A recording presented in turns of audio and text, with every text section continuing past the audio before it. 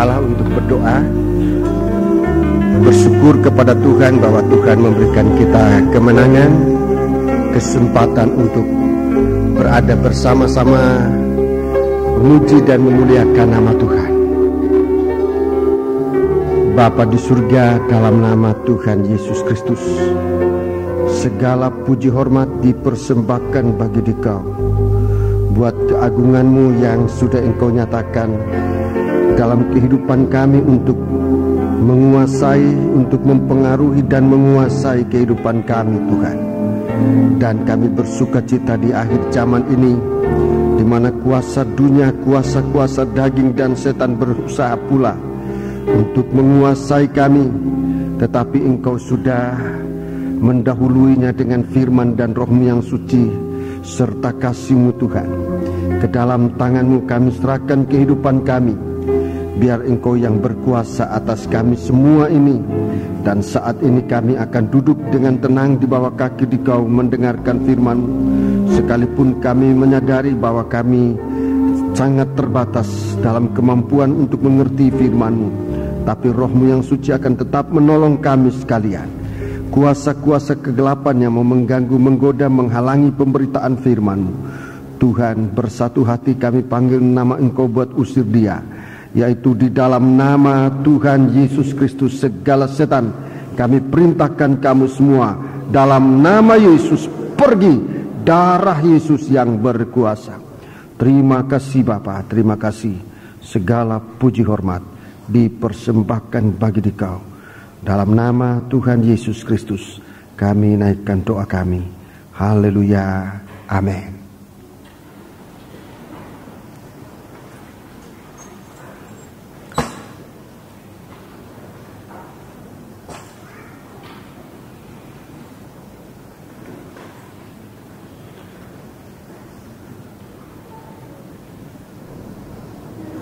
Sidang jemaat yang dikasihi Tuhan, saya menyampaikan selamat malam, salam sejahtera, dan selamat berbahagia dalam menerima sabda Tuhan dalam nama Tuhan Yesus Kristus. Sekalipun rintangan cukup besar dengan siraman hujan yang lebat sebelum kita berhimpun di tempat ini, tapi Tuhan sudah berikan kita kekuatan, kemampuan untuk mengatasinya dan untuk melewati rintangan ini. Dan sekarang kita berada di sini, duduklah dengan tenang dan biar kita mendengarkan firman Tuhan. Semoga Tuhan memberikan kita kekuatan dan kesehatan. Mungkin di antara saudara-saudara ada yang basah, tapi biarlah dengan basah itu tidak akan membuat saudara menjadi sakit. Kita berdoa bersama-sama, biar Tuhan memberikan kita pertolongan. Puji Tuhan. Kitab Wahyu Fatsal yang ke-17. Kitab Wahyu Fatsal yang ke-17. Kitab Wahyu Fatsal yang ke-17 ini dalam pengajaran tabernakel berada dalam tanda tongkat Harun, yang berarti suatu kehidupan di dalam Roh El Kudus, suatu kehidupan yang berkemenangan.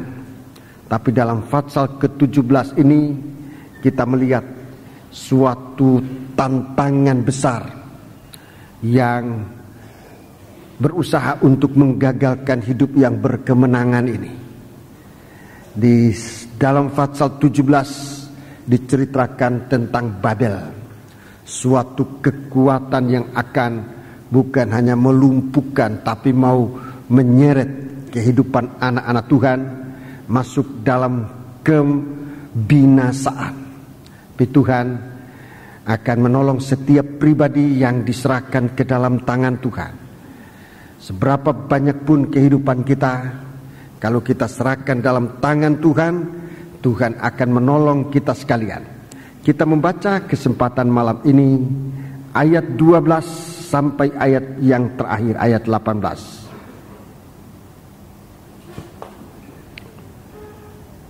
Dan ke-10 tanduk yang telah kau lihat itu adalah 10 raja yang belum mulai memerintah, tetapi 1 jam lamanya mereka akan menerima kuasa sebagai raja bersama-sama dengan binatang itu. Mereka seia sekata, kekuatan dan kekuasaan mereka berikan kepada binatang itu.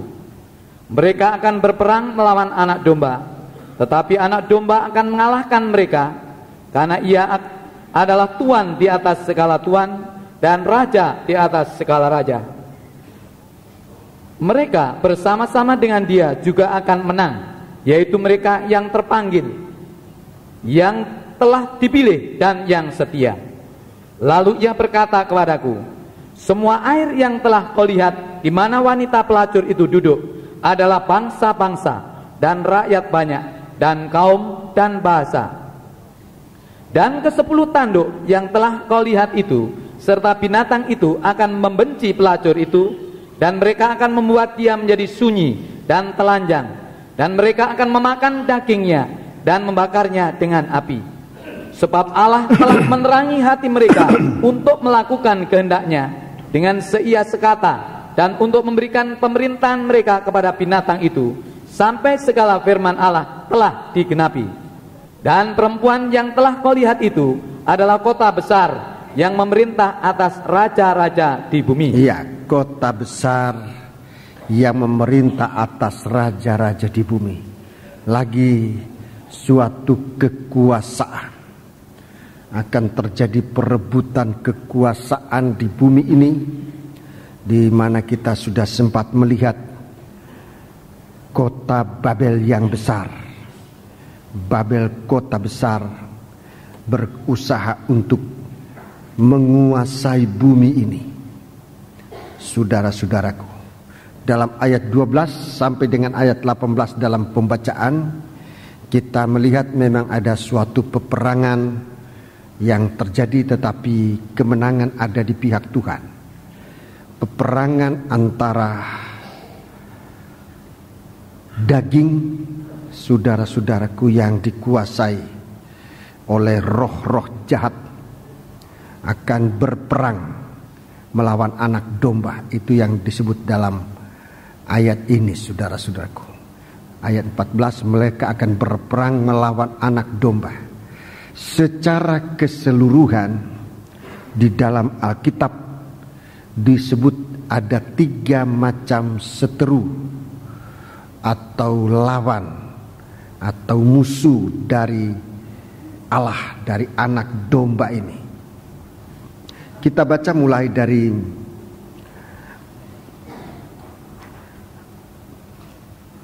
surat Roma. Surat Roma pasal yang ke-8. Ini yang pertama.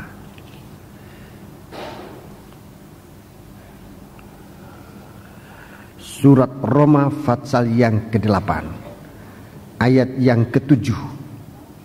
Sebab keinginan daging adalah perseteruan terhadap Allah. Ya, ini musuh yang pertama. Saya mulai dari paling dekat. Musuh yang paling dekat adalah keinginan daging. Jadi dia berada di dalam tubuh kita. Keinginan daging itu suatu perseteruan terhadap Allah. Terus, karena ia tidak takluk kepada hukum Allah. Iya. Hal ini memang tidak mungkin baginya. Iya, jadi daging ini tidak takluk pada firman, dan memang tidak mungkin takluk pada firman. Dia tidak akan mungkin baginya, ya. Ayat 8. Mereka yang hidup dalam daging tidak mungkin berkenan kepada Allah. Ya, inilah musuh yang pertama. Saya mulaikan dari yang terdekat, yaitu daging. Keinginan daging. Musuh yang pertama ini keinginan daging. Dalam 1 Yohanes pasal 2, 1 Yohanes pasal 2 kita lihat di situ juga ada peperangan antara daging dan Tuhan, ya. 1 Yohanes pasal 2. 1 Yohanes pasal yang kedua, kita membaca ayat 15. Janganlah kamu mengasihi dunia dan apa yang ada di dalamnya. Jikalau orang mengasihi dunia, maka kasih akan Bapa tidak ada di dalam orang itu. Ayat 16. Sebab semua yang ada di dalam dunia, yaitu keinginan daging dan keinginan mata serta keangkuhan hidup, bukanlah berasal dari Bapa, melainkan dari dunia. 17. Dan dunia ini sedang lenyap dengan keinginannya, tetapi orang yang melakukan kehendak Allah tetap hidup selama-lamanya. Ya, di sini kita lihat kasih dari dunia, mengasihi dunia dalam surat Yakobus pasal yang keempat. Surat Yakobus pasal yang keempat. Surat Yakobus pasal 4 ayat yang keempat. Hei kamu orang-orang yang tidak setia. Yang tidak setia. Tidakkah kamu tahu bahwa persahabatan dengan dunia adalah permusuhan dengan Allah? Ya. Jadi barang siapa hendak menjadi sahabat dunia ini, ia menjadikan dirinya musuh Allah. Ya, jadi ini nanti akan menjadi musuh Allah, persahabatan dengan dunia. Rasul Yohanes sudah lebih dahulu menasihati, jangan kamu mengasihi dunia ini. Barang siapa mengasihi dunia, kasih Allah tidak mungkin ada dalam dia. Baru di situ dia katakan kasih yang apa yang ada di dalam dunia ini adalah keinginan daging, keinginan mata, dan keangkuhan hidup jemawa. Kemudian yang ketiga, ini musuh yang terakhir, yang ketiga. Musuh yang ketiga. 1 Korintus 15. Surat 1 Korintus pasal yang ke-15. Surat 1 Korintus pasal yang ke-15. Ayat yang ke-26. Musuh yang terakhir yang dibinasakan ialah maut. Ya, musuh yang terakhir yang dibinasakan ialah maut. Kita melompat membaca ayat yang ke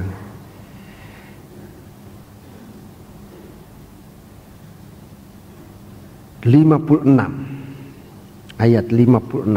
Sengat maut ialah dosa, dan kuasa dosa ialah hukum Taurat. 57. Tetapi syukur kepada Allah yang telah memberikan kemenangan pada kita. Diulangi lagi. Tetapi syukur kepada Allah yang telah memberi kepada kita kemenangan oleh Yesus Kristus Tuhan kita. Ya, jadi setiap seteru ini sesungguhnya sudah dikalahkan oleh Tuhan. Dengan singkat atau secara ringkas, kalau kita bersama dengan Dia, maka kita akan menang. Di dalam kitab Wahyu pasal 17 itu, dalam peperangan ini yang tampil sebagai pemenang adalah anak domba yang akan tampil dalam pemenang dan tampil sebagai pemenang, yaitu anak domba. Ayat 14 kita membaca Wahyu 17 ayat 14. Mereka akan berperang melawan anak domba, Ya. tetapi anak domba akan mengalahkan mereka. Ya. Karena ia adalah Tuan di atas segala Tuan dan Raja di atas segala Raja. Ayat selanjutnya, Mereka bersama-sama dengan Dia, mereka yang bersama-sama dengan Dia juga akan menang, juga akan menang. yaitu mereka yang terpanggil, Ya. yang telah dipilih, Ya. dan yang setia. Terima kasih. Jadi ini saudara-saudaraku, ini suatu pertolongan Tuhan bagi kita sekalian. Kemenangan adalah di pihak anak domba dan di pihak atau bersama dengan orang-orang yang hidup di dalam Tuhan. Dalam ayat 12 kita lihat tanduk ini tampil dalam suatu kegiatan, tampil dengan segala kegiatannya yang nanti akan ditunjukkannya justru pada zaman akhir ini. Tanduk itu berbicara tentang kekuatan. Tanduk itu kekuatan, kuasa. Itu tanduk. Di dalam Alkitab sudah dalam pengajaran tabernakel, mezbah korban bakaran punya 4 tanduk. Pada tiap sudutnya ada tanduk-tanduk. Ini kekuatan, ini kuasa. Ini kekuatan, ini kuasa dan kekuatan. Tanduk pada mezbah korban bakaran, saudara-saudaraku, ini berbicara tentang kuasa darah anak domba Allah. Kuasa yang memberikan kekuatan dan kuasa juga kepada setiap orang yang bertobat. Setiap anak-anak Tuhan yang bertobat, Tuhan berikan kekuatan, kuasa untuk melawan daging ini. Untuk melawan daging. Coba tolong ditunjukkan dalam tabernakel.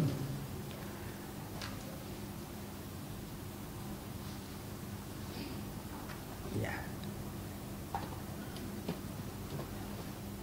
Mezbah korban bakaran dengan tanduk-tanduknya. Coba tunjukkan tanduknya. Ada 4 tanduk. Ini kuasa pada korban Kristus, kuasa pada salib.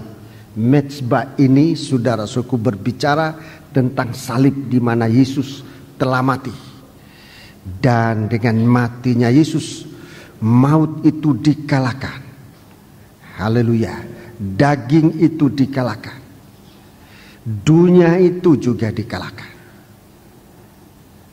Sebab itu biarlah kita datang kepada Tuhan untuk menerima Dia, menerima korban Kristus.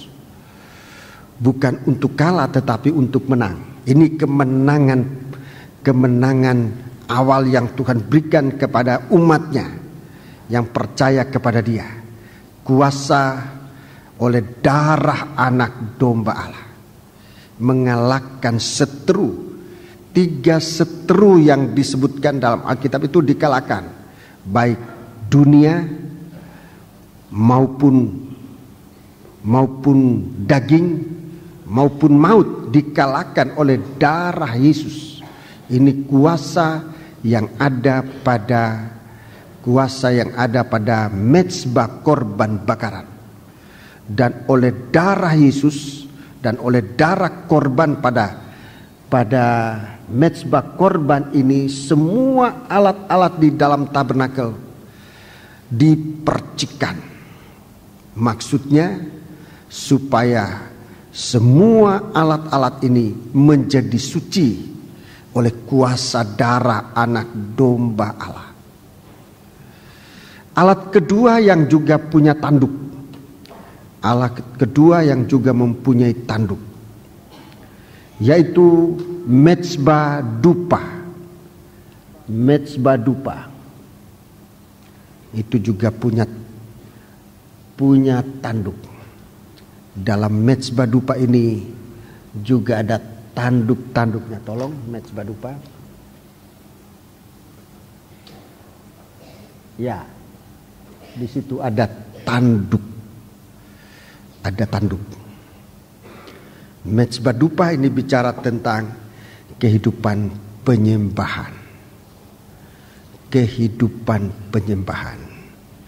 Di atas mezbah dupa yang dikorbankan bukan binatang-binatang, tetapi rempah-rempah yang sudah dihancurkan. Rempah-rempah yang sudah dihancurkan untuk kemudian dibakar di atas perukupan untuk kemudian menghasilkan suatu bau yang harum. Proses ini menunjukkan kepada proses perobekan daging, penghancuran daging. Penyembahan yang sebenarnya adalah suatu proses penghancuran daging. Itu penyembahan.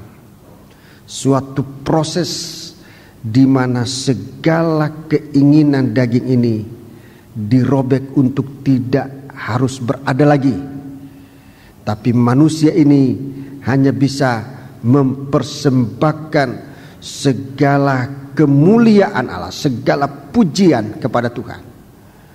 Jadi ada dua alat ini yang sangat berhubungan. Namanya kedua-duanya mezbah. Yang satu mezbah korban bakaran, yang satu namanya mezbah dupa. Saudara-saudaraku, kedua-duanya berbicara tentang kuasa dari Allah. Orang yang bertobat menerima kuasa dari Tuhan untuk mengalahkan segala seteru. Tapi lebih daripada itu, saudara-saudaraku, orang yang bisa menyembah kepada Allah, dia selalu mempermuliakan nama Tuhan. Saudara-saudaraku, sebab itu biarlah dalam penyembahan kita selalu tinggikan nama Tuhan dalam doa, dalam penyembahan itu, supaya kita mempunyai satu kekuatan kuasa Allah yang nanti akan dapat mengalahkan musuh yang akan datang, yang akan menggunakan kesempatan begitu singkat. Dikatakan dalam Wahyu 17, ini tanduk yang datang dari seteru, ayat 12, 10 tanduk, Wahyu 17 ayat 12. Ke-10 tanduk yang telah kau lihat itu 10 raja yang belum mulai memerintah, tetapi 1 jam lamanya mereka akan menerima kuasa sebagai raja bersama-sama dengan binatang. Ini tanduk dari binatang ini yang nanti akan muncul bagaikan 10 raja. 10 raja di dalam penjelasan yang saya sudah sampaikan dalam kesempatan kebaktian minggu ini, saudara-saudaraku, berbicara tentang Mamon.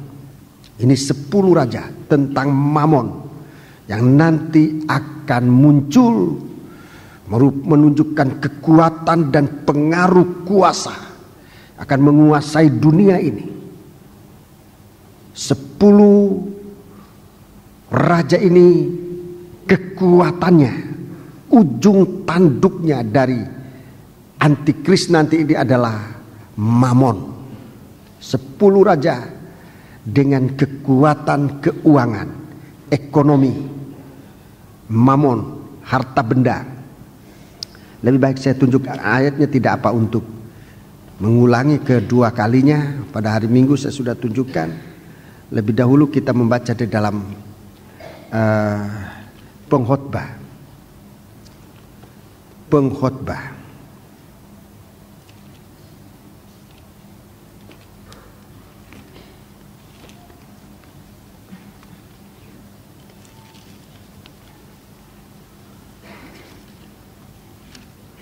Mari. Pengkhotbah pasal yang ke-7.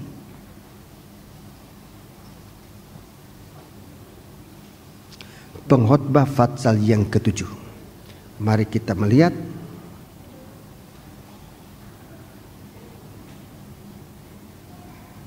ayat 11-12 lebih dahulu kita baca.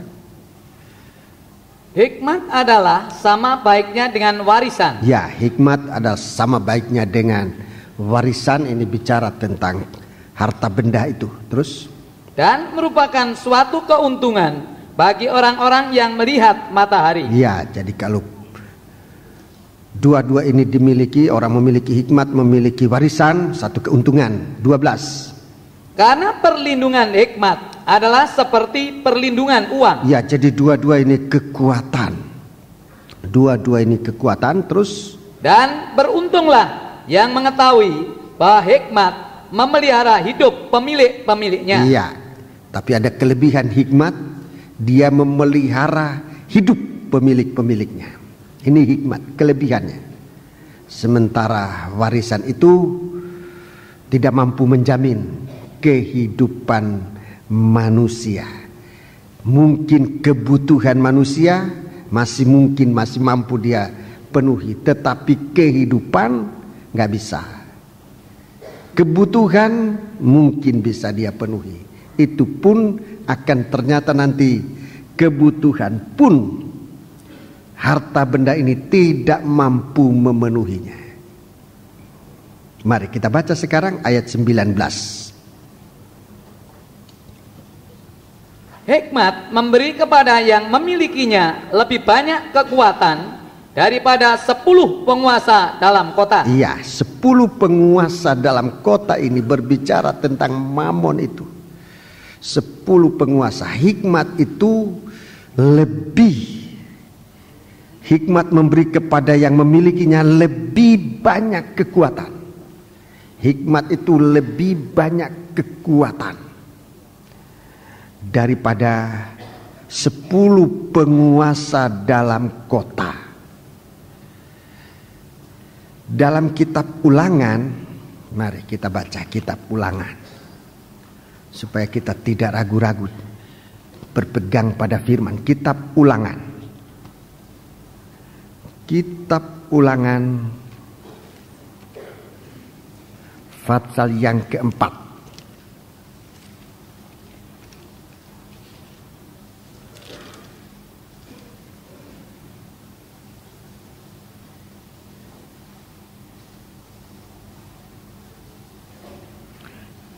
Kitab Ulangan pasal yang keempat. Ayat 5 dan ayat yang ke-6. Ayat 5 dan ayat yang ke-6. Saudara baca di rumah mulai ayat pertama, tapi kita baca di sini ayat 5 dan ayat yang ke-6. Ingatlah, aku telah mengajarkan ketetapan dan peraturan kepadamu, seperti yang diperintahkan kepadaku oleh Tuhan Allahku, supaya kamu melakukan yang demikian di dalam negeri yang akan kamu masuki untuk mendudukinya. Iya. Jadi Musa ini mempertanggungjawabkan kepada orang Israel, kepada sidang jemaat Israel. Aku sudah mengajarkan firman. Ini ketetapan dan peraturan. Ini firman Allah. Aku telah mengajarkan firman. Semacam sekarang dalam Bible Study ini, aku sebagai seorang hamba Tuhan mengajarkan firman. Ayat 6. Lakukanlah itu dengan setia, sebab itulah yang akan menjadi kebijaksanaanmu dan akal budimu di mata bangsa-bangsa yang pada waktu mendengar segala ketetapan ini akan berkata, memang bangsa yang besar ini adalah umat yang bijaksana dan berakal budi. Iya, ini hikmat. Hikmat dan kebijaksanaan ini adalah hasil dari melakukan, mempraktekkan firman. Menjadi hikmat dalam atau berakal budi, menjadi kebijaksanaan dalam tindakan dan perbuatan. Haleluya. Jadi tidak ada ruginya.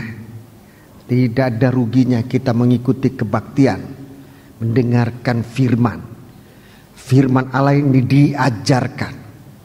Aku telah mengajarkan dalam sidang jemaat.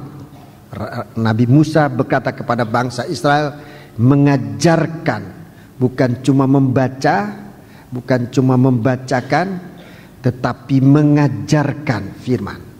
Yesus waktu ia ada di dunia ini, setiap kali masuk dalam bait Allah, dalam rumah sembahyang orang-orang Yahudi, dia mengajar.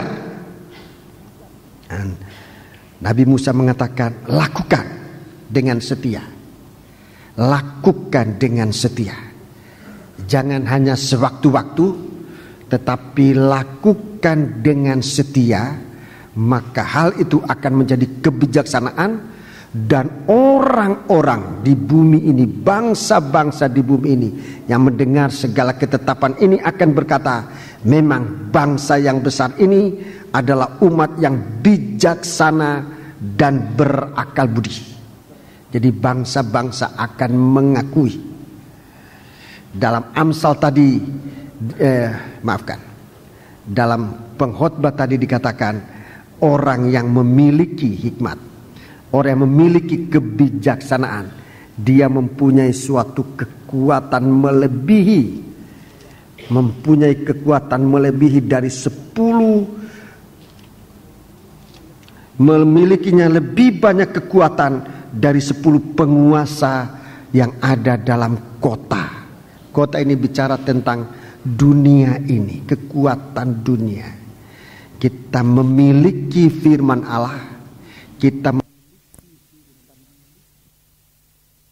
kekuatan dunia ini lebih dari kekuatan kota, kekuatan dunia ini. Dalam Ayub pasal yang ke-28, Ayub pasal 28, di sana saudara menemukan 10 harta benda dunia yang mempunyai nilai tinggi. 10 harta dunia yang mempunyai harga tinggi, harga yang mahal. Tolong baca ayat 12. Tetapi di mana hikmat dapat diperoleh, di mana tempat akal budi? Ya, hikmat ini diperoleh dari mana? Di mana tempat akal budi? Jalan ke sana tidak diketahui manusia. Ya, jalan untuk mencapainya tidak diketahui oleh manusia. Dan tidak didapati di negeri orang hidup.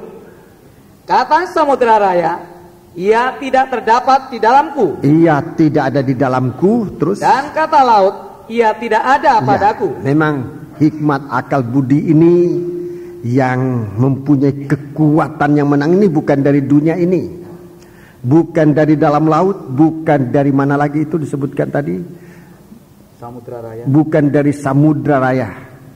Baca terus. Untuk gantinya tidak dapat diberikan emas murni. Ya, jadi tidak bisa dibandingkan dengan emas murni. Ini harta benda yang mahal ini, emas murni. Saudara tahu kalau saya katakan emas murni sekarang ini berapa harganya? Ini termasuk harta yang mahal, bahkan merupakan standar dari ekonomi dunia ini, menentukan nilai keuangan. Emasnya berapa? Baca terus. Dan harganya tidak dapat ditimbang dengan perak. Tidak bisa dibandingkan dengan perak. Terus. Ia tidak dapat dinilai dengan emas Ofir. Tidak bisa dinilai dengan emas Ofir. Ataupun dengan permata Krisopras. Iya, permata. Iya. Atau dengan permata lasurit. Iya, terus. Tidak dapat diimbangi oleh emas atau kaca. Hablur, terus. Ataupun ditukar dengan permata dari emas tua. Permata, terus. Baik gewang, iya, baik hablur, tidak terhitung lagi. Tidak terhitung lagi. Memiliki hikmat adalah lebih baik daripada mutiara. Iya, lebih baik daripada mutiara, terus. Permata krisolit Ethiopia tidak dapat mengimbanginya. Ia tidak dapat dinilai dengan emas murni. Inilah harga dari hikmat. Saudara lihat, lebih dari harga. Orang dunia kalau memiliki ini, saudara, dia mempunyai kekuatan. Tapi firman Allah mengatakan orang yang mempunyai hikmat lebih banyak, lebih hebat daripada 10 penguasa kota, penguasa dunia ini yang nanti akan berperang. Coba kita melihat, ini suatu nubuatan yang akan terjadi di akhir zaman ini. Kita kembali Wahyu 17. Jadi kekuatan dunia ini akan berpegang pada kekuatan ini. Disebut kekuatan kota, kekuatan negara-negara, kekuatan kota, kekuatan negara-negara. Kekuatan negara-negara diukur dari ekonominya di hari-hari ini.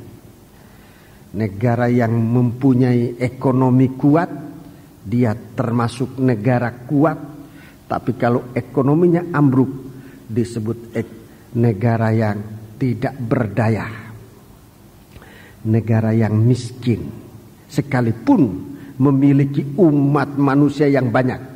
Jadi kuatnya dunia sekarang ini tidak diukur berapa banyak penduduknya, tapi dilihat bagaimana kuat ekonominya. Itu kekuatan, itu ujung tanduk. Itu ujung tanduk sekarang ini, saudara-saudaraku. Tetapi bagi kita sekarang dikatakan kekuatan kita bukan terletak pada harta yang begitu banyak, tetapi kekuatan itu ada pada kalau kita memiliki firman. Mungkin sekarang kita belum merasakan arti dari memiliki firman itu, tapi di satu waktu, justru saat-saat terakhir nanti kita akan melihat bahwa benar-benar orang yang memiliki firman itu jauh lebih kuat daripada orang yang memiliki kekuatan dari daging ini, kekuatan dari dunia ini. Itulah Mamon. 10 tanduk. Mari.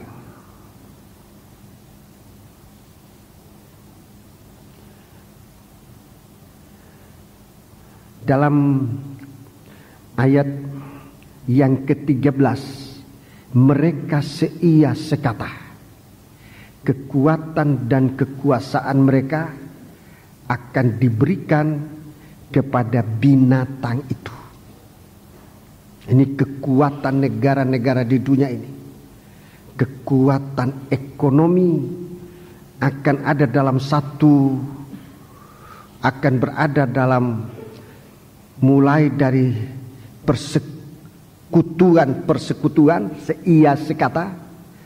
Mereka seia sekata, 10 raja ini seia sekata. Ini bicara tentang raja-raja di dunia ini, negara-negara ini akan ada kesepakatan. Sekarang yang sangat jelas kita lihat pasar-pasar bersama yang ada di dunia ini. Di Eropa ada pasar bersamanya, di bagian-bagian bumi mengarah ke situ, ke seia sekata soal ekonomi. Mereka seia sekata memberi kekuatan dan kekuasaan mereka kepada binatang, itu antikris. Jadi nanti kekuatan ekonomi Eropa, kekuatan mungkin negara-negara di bagian Amerika, di benua Australia, di benua Afrika, di benua Asia, ini pasar-pasar akan merupakan satu kekuatan dan kuasa yang satu waktu semua kekuatan dan kuasa ini akan berada hanya dalam satu tangan antikris. Maksudnya untuk memerangi anak domba Allah. Saudara-saudaraku, sekarang apa yang kita miliki? Kekuatan apa yang kita miliki? Sementara kita melihat kekuatan hikmat dan kekuatan warisan sama di dalam pengkhotbah tadi. Kelihatannya sama. Perlindungannya kelihatan sama. Tetapi kemudian disebutkan, sekalipun kelihatan sama, tetapi tetap ada kelebihan dari hikmat. Kelebihan dari hikmat atau firman yang kita praktik adalah bahwa hikmat atau firman Allah itu memelihara hidup. Di bumi ini dipeliharakan, dan setelah kita meninggalkan bumi ini, saudara-saudaraku, kita mempunyai tempat di surga yang tidak dibuat oleh tangan manusia. Ini kelebihan. Ini yang Mamon, yang kekuatan dari daging ini tidak mampu melaksanakan. Rumah di bumi kita bisa buat dengan, kalau ada uang sekian banyak, kita bisa membuat rumah sedemikian rupa. Kalau kita mempunyai uang sedikit, kita mungkin hanya bisa membuat rumah yang kecil. tetapi hikmat bukan hanya melindungi kita di bumi ini. Firman yang kita lakukan, yang kita praktekkan itu bukan hanya melindungi kita di bumi, tetapi sesudah itu memelihara kehidupan. Bicara tentang kehidupan itu jauh lebih tinggi dari bicara tentang bumi keduniawian ini. Ini kehidupan kekal di surga. Sebab itu mari kita lihat bagaimana kuasa tanduk-tanduk ini. Sekarang dikatakan memang belum mulai memerintah. Memang sekarang belum mulai memerintah. Sebab dia masih mengarah kepada persekutuan. Saudara-saudara yang mengikuti lebih serius tentang perkembangan dunia ini mungkin lebih tahu bagaimana kita menghadapi tahun 2000. Menghadapi tahun 2000 ke atas nanti ini. Mengenai globalisasi, apalagi mengenai macam-macam istilahnya. Saudara-saudara lebih tahu. Saya melihat hal-hal semacam itu. Memang sekarang arahnya ke situ. Arahnya. Kalau ini sempat menjadi satu kesatuan untuk diserahkan kepada binatang, maka ini suatu peperangan yang dahsyat akan terjadi. Tapi dalam ayat 14 disebut mereka akan berperang melawan anak domba. Tetapi anak domba akan mengalahkan mereka, karena ia adalah Tuhan di atas segala Tuhan dan Raja di atas segala Raja. Jadi anak domba ini akan menang. Saudaraku, ini sebetulnya suatu, kita dilihat kekuatan yang sangat besar. Sebelum berperang sudah dipastikan untuk menang. Biasanya kemenangan itu hasil peperangan akan ditentukan oleh nanti kalau sudah berperang. Tapi di sini Alkitab yang adalah kebenaran.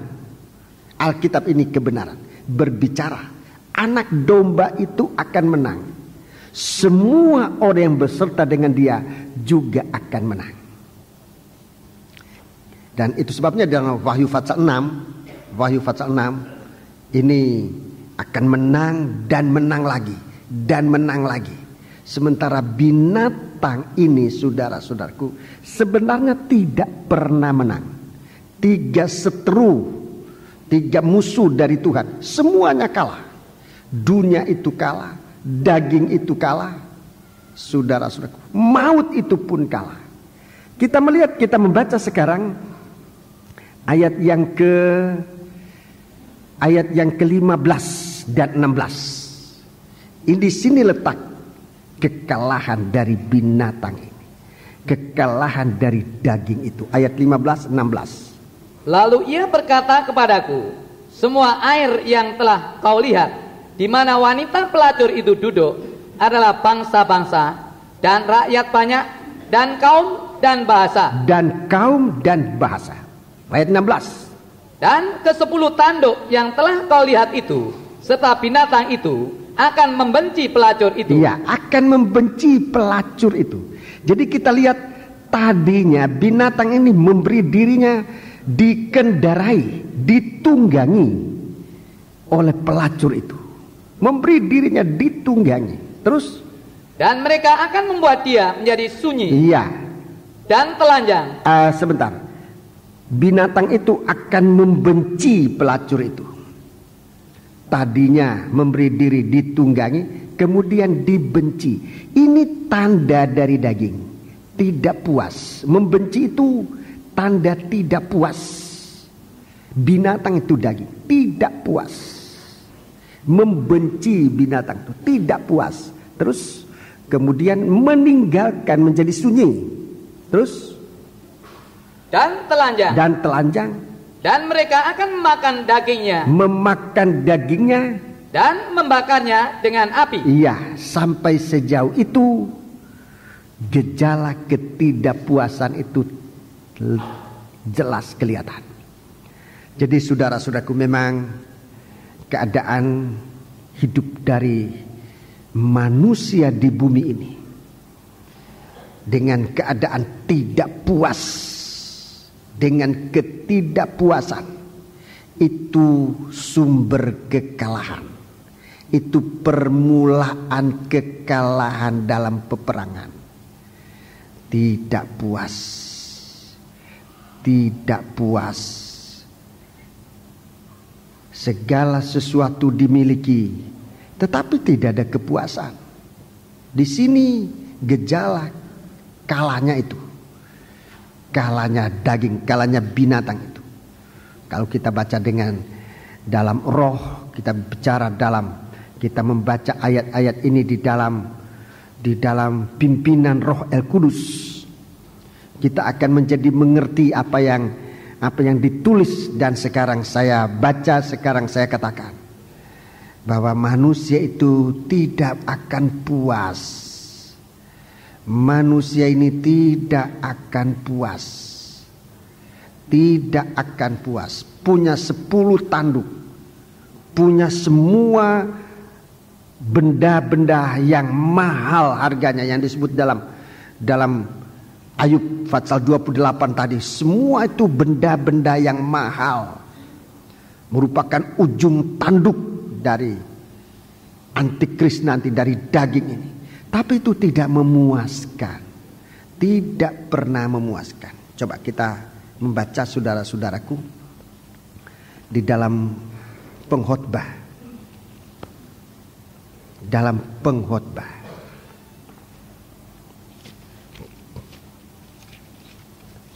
dalam kitab pengkhotbah ini, di sana disebutkan demikian.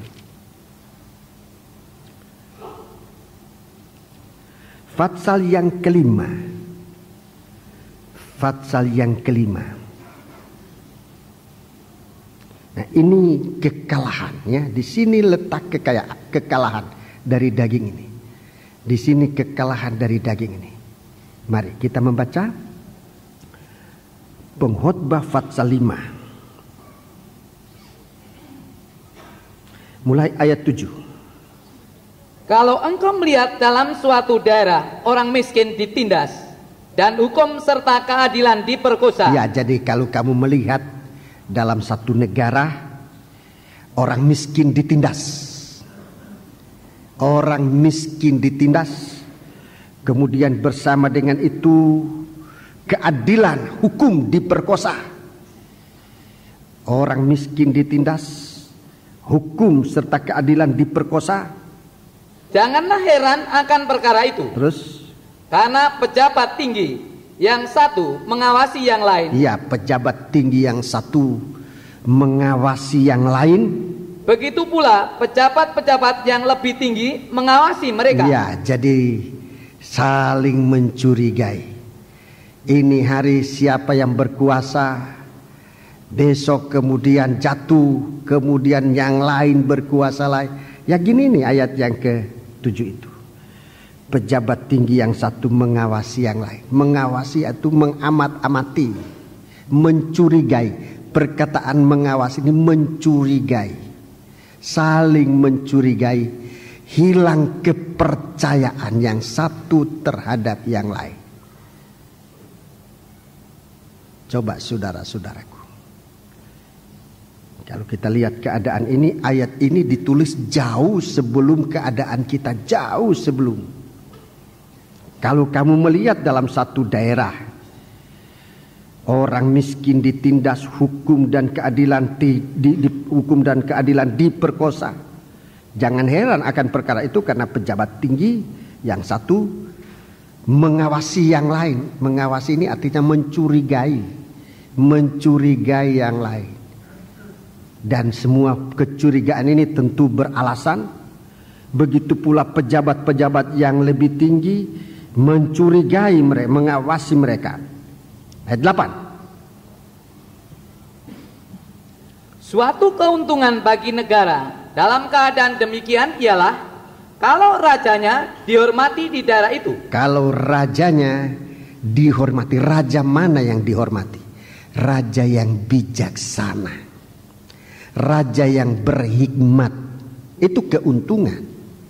Kalau ada seorang pemimpin yang berhikmat dan bijaksana, ini kekuatan, ini kehidupan yang sangat kuat, suatu keuntungan bagi negara. Dalam keadaan demikian ialah kalau rajanya dihormati di daerah itu, di negara itu.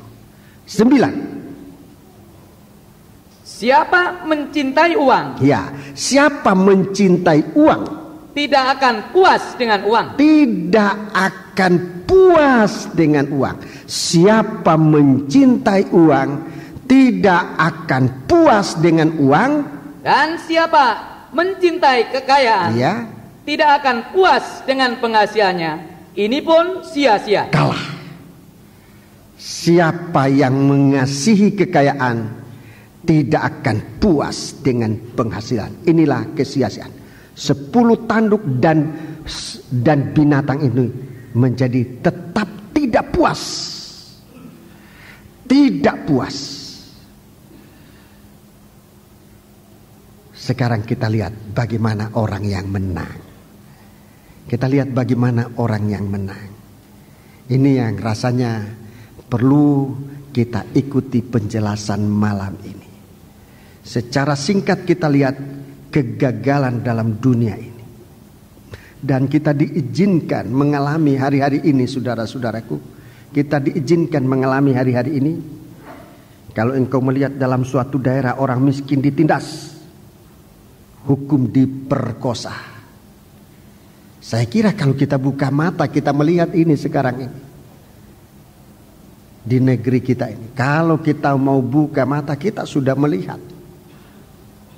Sehingga tindakan kita harus berdasarkan tindakan yang bisa menolong. Jangan asal bertindak menurut daging. Daging itu bersekutu dengan tanduk binatang. Saudara, keinginan daging, harta benda dan sebagainya. Jadi kita mau menyelesaikan masalah yang malah membuat tambah runyam.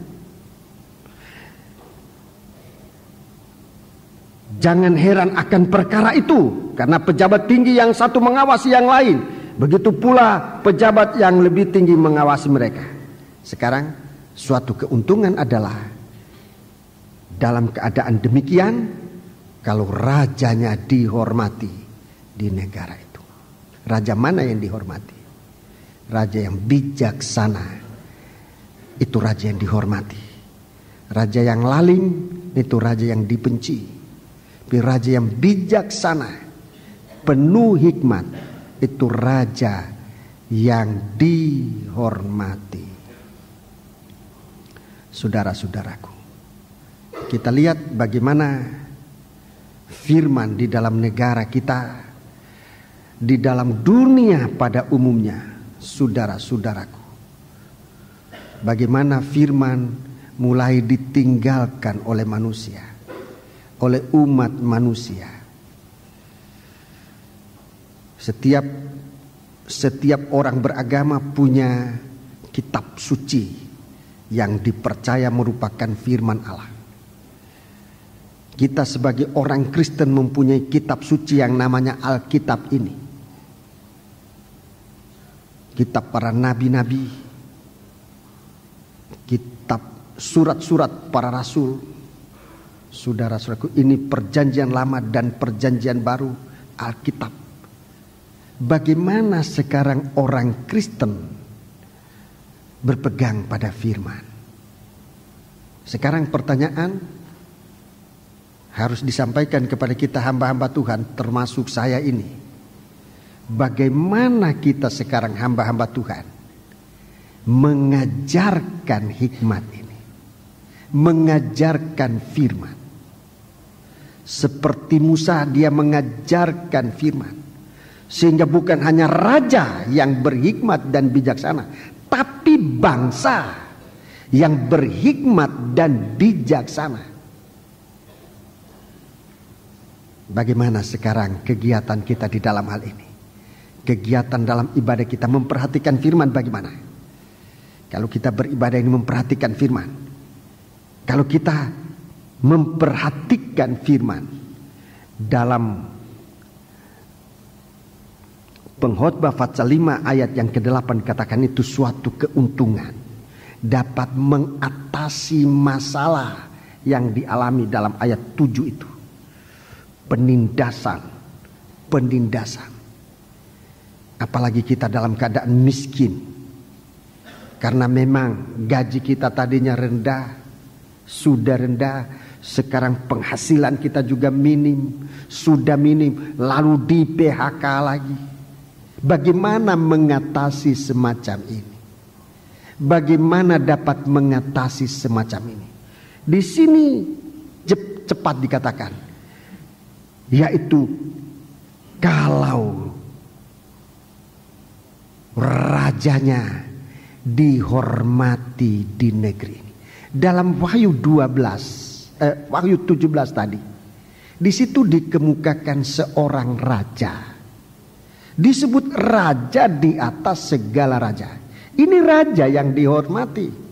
Ini raja yang kita terima. Ini raja yang kita sembah. Bagaimana kita menghormati raja di atas segala raja. Itu yang akan menang. Lebih baik dibaca saudaraku, supaya kita lihat kemenangan itu ada di situ. Kalau sekarang kita miskin ditindas, kita lihat pejabat-pejabat saling mengawasi satu dengan yang lain. Di mana jalan keluarnya? Di mana kelepasan kita dari beban sekian lama ini? Sementara ibadah kita juga kita tidak tingkatkan. Kita tidak akan menemui jalan keluar dari kemelut yang hebat ini. Menyangkut pangan, menyangkut sandang, menyangkut papan, menyangkut pekerjaan dan sebagainya. Kalau kita mengambil penghormatan kita kepada Tuhan, mari kita baca Wahyu 17 tadi. Di sini disebutkan suatu kemenangan. Raja di atas segala raja. Ini raja yang dapat menyelesaikan. Ayat 14. Ayat 14. Mereka akan berperang melawan anak domba. Iya, akan berperang melawan anak domba. Tetapi anak domba akan mengalahkan mereka. Perhatikan. Karena ia adalah Tuhan di atas segala Karena Tuhan. ia adalah Tuhan di atas segala Tuhan. Dan raja di atas segala raja. Raja di atas segala raja. Ini yang harus kita perhatikan. Dia raja di atas segala raja. Dialah raja yang bijaksana. Dialah raja yang dihormati. Bagaimana penghormatan kita kepada Tuhan? Bagaimana penghormatan kita kepada Tuhan di hari-hari ini? Saudara-saudaraku, itu menentukan kemenangan kita di saat-saat krisis yang semakin menyakitkan ini. Jalan keluar kita tidak melihatnya. Pengharapan kita juga tidak, malah memberikan kekecewaan. Saudara, apa yang kita harapkan? Kita lihat sangat mengecewakan. Sehingga saudara-saudaraku, tidak usah raja di atas segala raja. Bagaimana saudara-saudaraku dengan pemimpin-pemimpin kita dan sebagainya yang bukan dihormati, malah kalau saya ucapkan ini kata-kata sakit. Tapi bagaimana sikap rakyat terhadap Pak Lurahnya, sikap rakyat terhadap Pak Camatnya, sikap rakyat terhadap wali kotanya, terus bahkan sampai kepada rajanya, pada para menteri-menteri, sampai bagaimana sikap rakyat? Tidak ada penghormatan. Memang ada dasarnya. Seorang raja yang lalim itu dibenci oleh rakyat. Jadi masalahnya di sini, saudara. Saya tidak mengajar saudara berpolitik, tapi saya berdasarkan firman Allah yang ditulis ini, ditulis secara jelas jauh sebelum kita mengalami ini, untuk membuktikan bahwa firman Allah ini benar. Kalau sudah terjadi baru ditulis, itu namanya berita. Tapi ini suatu nubuat dari firman Allah. Kita melihat begitu dasarnya, saudara-saudaraku.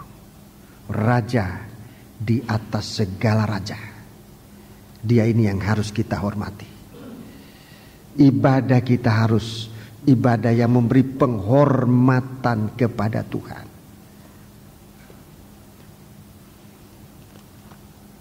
Amsal. Kita membaca dalam Amsal. Kitab Amsal.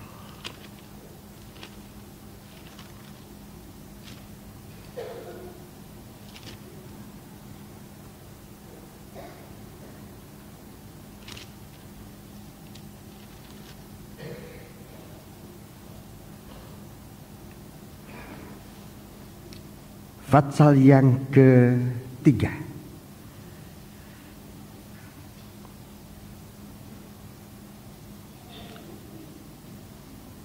Kitab Amsal Fatsal yang ketiga.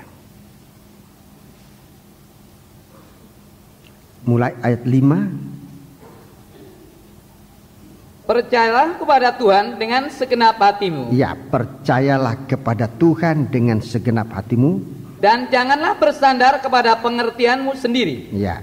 Akuilah dia dalam segala lakumu. Akuilah dia dalam segala lakumu. Maka ia akan meluruskan jalanmu. Janganlah engkau menganggap dirimu sendiri bijak. Takutlah akan Tuhan dan jauhilah kejahatan. Itulah yang akan menyembuhkan tubuhmu. Itu akan menyembuhkan tubuhmu. Dan menyegarkan tulang-tulangmu. Menyegarkan tulang-tulangmu. Ini terutama bukan hanya kepada anak muda kita, di mana menurut biasanya kita orang tua, tulang-tulang mulai pada keropos, pengapuran tulang-tulang ini. Istilah kasarnya tadi saya sudah terlalu ngomong kasar, itu keropos, itu harusnya pengapuran, maafkan saya. Pengapuran dengan keropos itu sama aja, tetapi kan lebih enak saya gunakan istilah pengapuran. Ya, saya dalam umur sekian ini, umur 60 lebih, cekot-cekot di tulang itu mulai dirasakan. Nggak ada obatnya itu, pengapuran namanya itu, keropos. Obatnya adalah ini, menghormati Tuhan, kemenangan atas daging ini, menghormati Tuhan.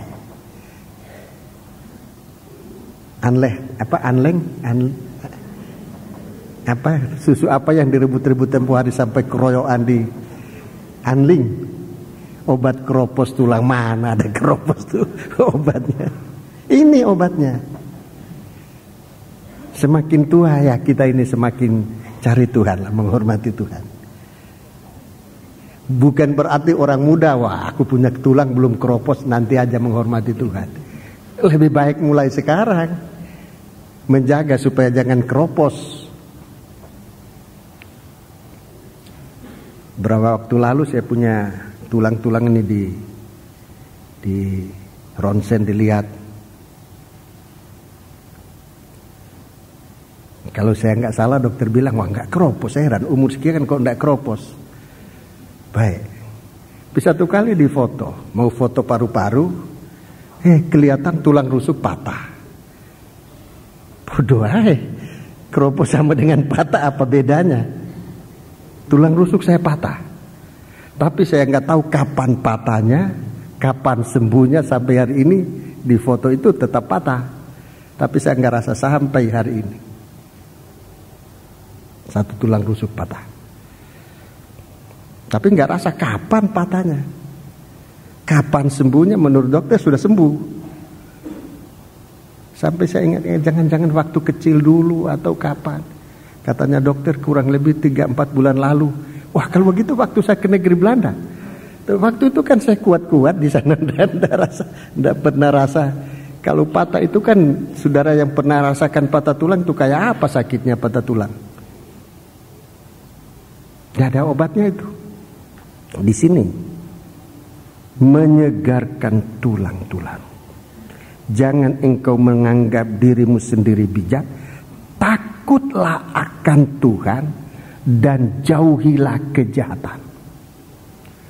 Takutlah akan Tuhan dan jauhilah akan. Itu lebih dari anleng itu. Lebih dari apa aja. Jangan kemakan apa itu, tayangan-tayangan itu. Apa itu? Iklan. Nah, iklan. Jangan kemakan iklan. Nanti disuruh ke barat. Nanti ke barat dapat emas 1 ekor lembu sebesar 1 ekor lembu ke sana. Sampai di sana nggak dapat, malah menyembah lembu emas nanti. Jangan. Boleh iklan itu, memang itu caranya orang berdagang. Tapi firman Allah itu kebenaran. Dia menyembuhkan tubuhmu. Dia menyegarkan tulang-tulang. 9. Nah, ini 9. Muliakanlah Tuhan dengan hartamu, Ya. dan dengan hasil pertama dari segala penghasilanmu. Ya. Ini muliakan Tuhan. Di sini Tuhan bicara dengan penyakit rohani yang paling hebat. Ini adalah ujung tanduk dari binatang. Itu harta benda, ujung tanduk dari binatang.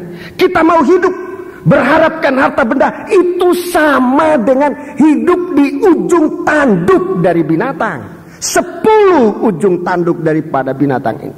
Semua harta yang sangat mahal, di mana manusia sangat mengasihi. Manusia berebutan hidup di situ. Dia tidak menyadari bahwa sesungguhnya dia hidup di atas ujung tanduk dari binatang.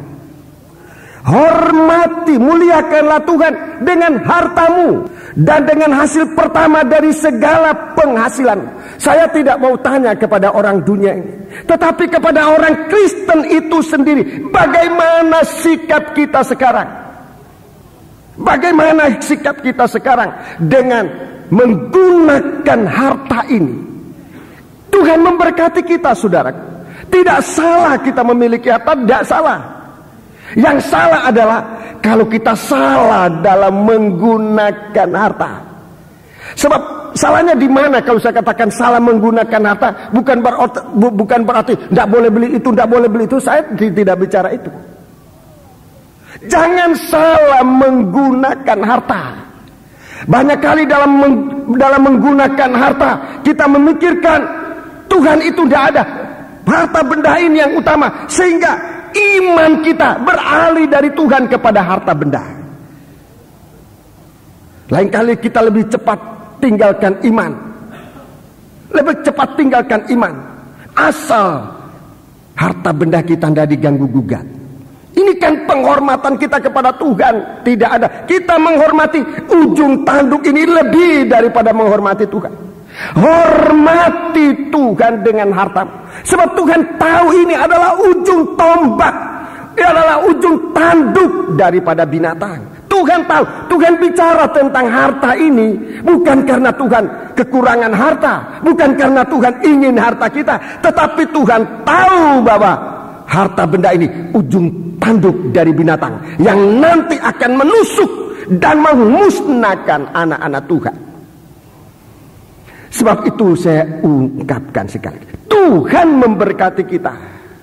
Tidak salah kita menjadi kaya, tidak salah kita memiliki harta benda banyak, tidak salah. Yang kita harus jaga adalah jangan salah dalam menempatkan diri kita antara Tuhan dan harta benda ini. Itu yang harus dipelihara, jangan salah. Muliakan Tuhan. Justru harta benda ini, justru Tuhan bicara tentang harta benda yang banyak kali kita menghujat Tuhan. Waktu banyak harta kita lupakan Tuhan.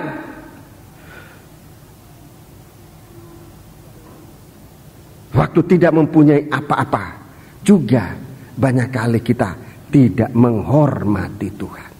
Hormati Tuhan, muliakan Tuhan dengan harta bendamu, dengan hasil pertama dan dari segala penghasilanmu, dengan hasil pertama dari segala penghasilan, dengan perpuluhanmu.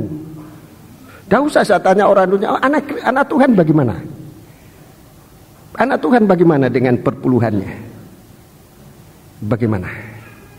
Banyak kali kita menghinakan Tuhan dengan membayar perpuluhan. Kita menghinakan Tuhan seakan kita ini lebih dari Tuhan. Oh, aku bisa bayar perpuluhan. Kalau saya bicara ini, saudaraku, saya serahkan hidupku kepada Tuhan. Tapi saya harus kasih tahu kepada sidang jemaat, sebanyak kali kejatuhan di sini, kita banyak tidak menghormati Tuhan dengan perpuluhan ini. Mengatakan ini, saya teringat keluhan hamba Tuhan senior menjelang saat dia akan meninggal. Dia bicara, saya dan didengar oleh beberapa orang rombongan waktu itu. Yang saya ingat sekali, istri saya di samping saya. Bagaimana anak-anak Tuhan, dia katakan, penyakitku ini memang berat, tetapi bukan itu yang membuat aku terlalu menderita. Yang aku beratkan adalah, ada beberapa hal dia sebutkan, tapi salah satunya adalah kau anak-anak Tuhan, hamba Tuhan. Kemudian bukan dia bilang anak Tuhan, hamba Tuhan, hamba Tuhan tidak menghormati Tuhan dengan perpuluhannya, bermain-main dengan perpuluhan. Perpuluhan itu dianggap sebagai apa? Ada yang membayar secara kebiasaan. Padahal perpuluhan ini harus jujur. Tuhan melihat kejujuran kita dalam perpuluhan. Menghormati Tuhan. Untuk apa? Dalam pengkhotbah tadi, untuk menyelesaikan masalah kita ini. Untuk membawa kita kepada suatu kehidupan benar, kehidupan adil di hadapan Tuhan. Itu tujuan Tuhan. Menyelesaikan masalah kita, saudara-saudaraku. Sebab kalau hikmat ini kita tidak dengar, coba lebih bagus kita baca ini, kitab Amsal ini. Kalau hikmat ini bicara tentang hikmat. Lebih baik coba baca terus dulu ayat 10. Maka lumbung-lumbungmu akan diisi penuh sampai melimpah-limpah, dan bejana pemeranmu akan meluap dengan air buah anggurnya. Ayat 1. Hai anakku, janganlah engkau melupakan ajaranku, dan biarlah hatimu memelihara perintahku. Ya, sekarang kita membaca Fatsal 1 ayat 20. Fatsal 1 ayat 20. Ini hikmat, saudara-saudara. Ini yang harus kita miliki. Ini hikmat, ayat 20. Hikmat berseru nyaring di jalan-jalan. Ya, berseru nyaring di jalan-jalan. Di lapangan-lapangan ia memperdengarkan suaranya. Iya, terus di atas tembok-tembok ia berseru-seru. Iya. Di depan pintu-pintu gerbang kota ia mengucapkan kata-katanya. Iya, ini hikmat di mana-mana. Hikmat itu di mana-mana. Hikmat berseru dengan nyaring di jalan-jalan. Di tengah-tengah kesulitan kita, hikmat berseru di lapangan-lapangan. Di atas tembok dia berseru, di depan pintu-pintu gerbang kota ia mengucapkan kata-katanya. 22. Berapa lama lagi, orang yang tidak berpengalaman, kamu masih cinta kepada keadaanmu itu? Pencemooh masih gemar kepada cemooh, dan orang yang bebal benci kepada pengetahuan. Berpalinglah kamu kepada teguranku. Sesungguhnya aku hendak mencurahkan isi hatiku kepadamu dan memberitahukan perkataanku kepadamu. Perhatikan ayat 24. Jadi hikmat ini firman Allah disampaikan di mana-mana sekarang. Di mana-mana disampaikan. Tetapi ayat 24. Oleh karena kamu menolak ketika aku memanggil. Menolak ketika aku memanggil, itu tadi yang menang itu adalah orang yang dipanggil. Orang yang mendengarkan panggilan. Orang yang terpanggil itu yang pertama disebut. Yang menang itu adalah orang yang terpanggil. Orang yang mendengar panggilan Tuhan. Itu menang. Terpanggil, dipilih, dan yang setia. Saya mulai dengan yang dipanggil. Tetapi karena kamu menolak ketika aku memanggil. Dan tidak ada orang yang menghiraukan ketika aku mengulurkan tanganku. Itu aku mengulurkan tanganku. Tidak ada orang yang menghiraukan. Bahkan kamu mengabaikan nasihatku. Kamu mengabaikan nasihatku. Dan tidak mau menerima teguranku. Tidak mau menerima. Jadi firman Allah, hikmat ini dinyatakan untuk melihat kesalahan kita. Kita lihat tadi. Kemudian ditegur. Kemudian dinasihati. Tapi kamu menolak. Panggilan tidak diterima. Malah menolak. Dengarkan. Karena kamu mengabaikan, bahkan kamu mengabaikan nasihatku dan tidak mau menerima teguranku. Ayat 26. Maka aku akan menertawakan celakamu. Aku menertawakan celakamu.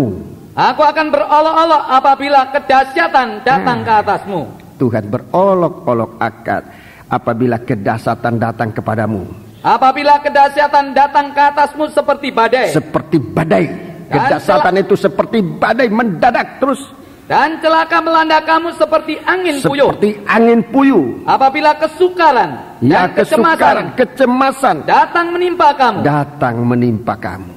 Pada waktu saya baca di koran, dengar di TV juga, satu daerah yang baru kena itu banyak penyakit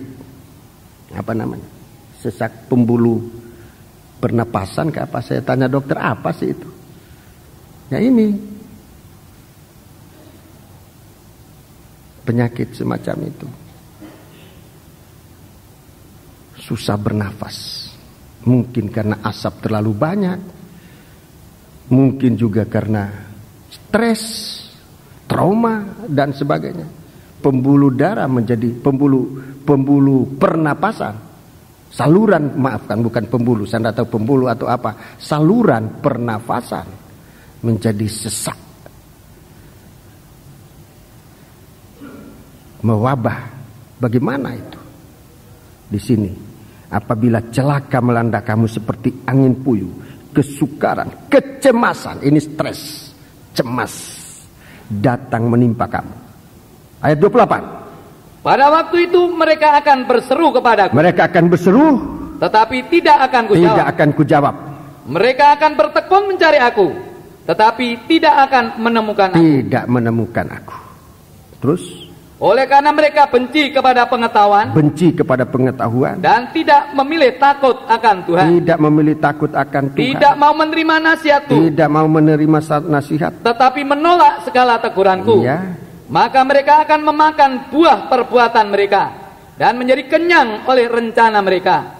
Sebab orang yang tidak berpengalaman akan dibunuh oleh keengganannya. Dan orang pepal akan dibinasakan oleh kelalaiannya. Iya, terus? Tetapi siapa mendengarkan aku, ia akan tinggal dengan aman, terlindung daripada kedahsyatan malapetaka. Garis bawahi ayat 43 ini. Siapa mendengarkan aku, firman, bahkan firman yang menjadi manusia, untuk menyatakan kemuliaan Allah. Siapa mendengarkan aku, ia tinggal dengan aman, terlindung daripada kedahsyatan malapetaka.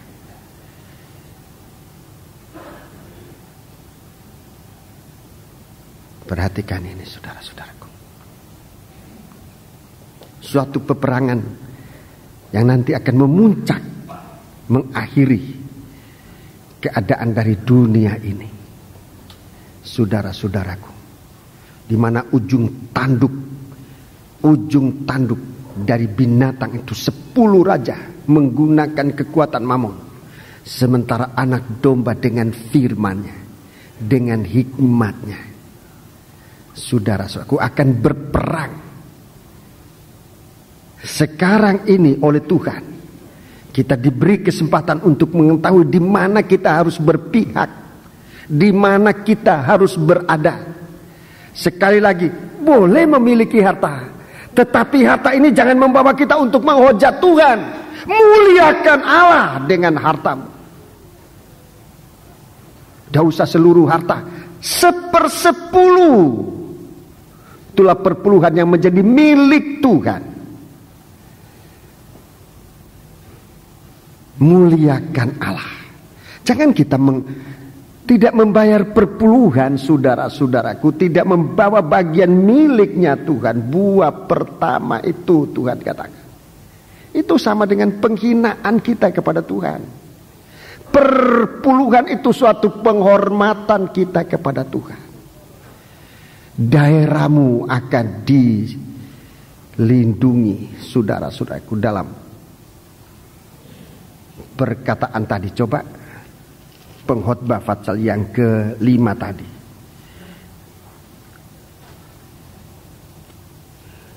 Pengkhotbah pasal 5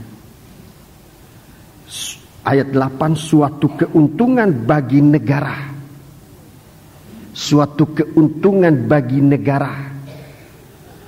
Dalam keadaan demikian, kalau rajanya dihormati di daerah itu. Negara itu daerah.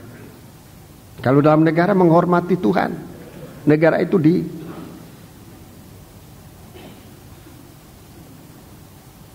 mereka itu berada dalam keuntungan, dilindungi.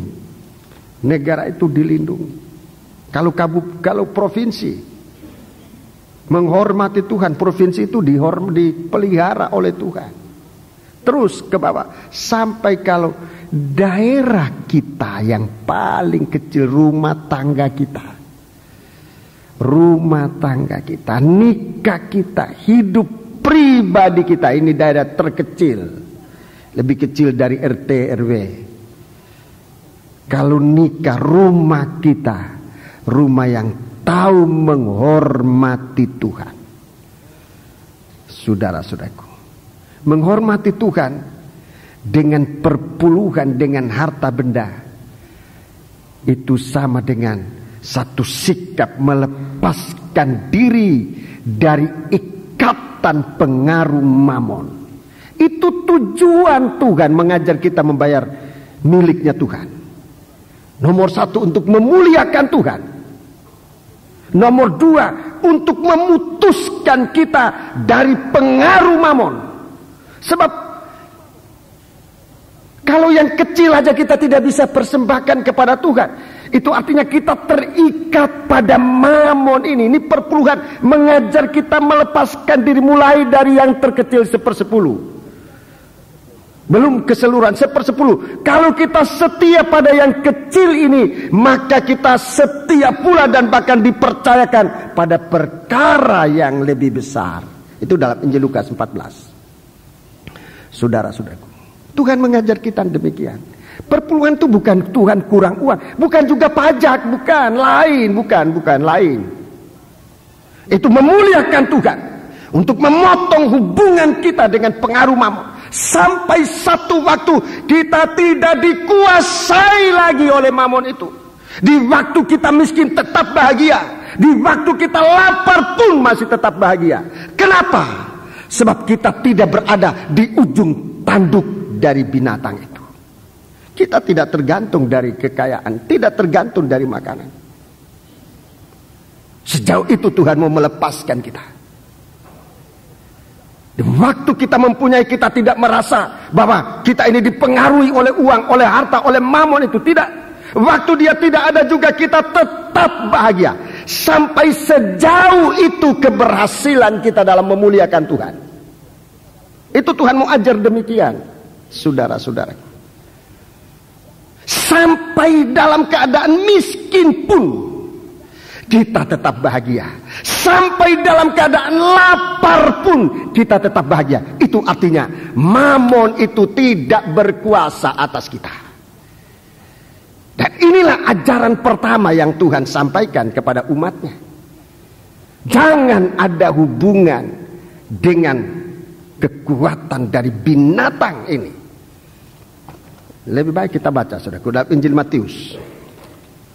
Injil Matius. Injil Matius pasal 5. Injil Matius pasal yang ke-5. Injil Matius pasal 5. Kita lihat di sini Tuhan menelanjangi kekuatan dari daging yang membangga-banggakan dirinya. Injil Matius pasal 5 ayat yang ke-3.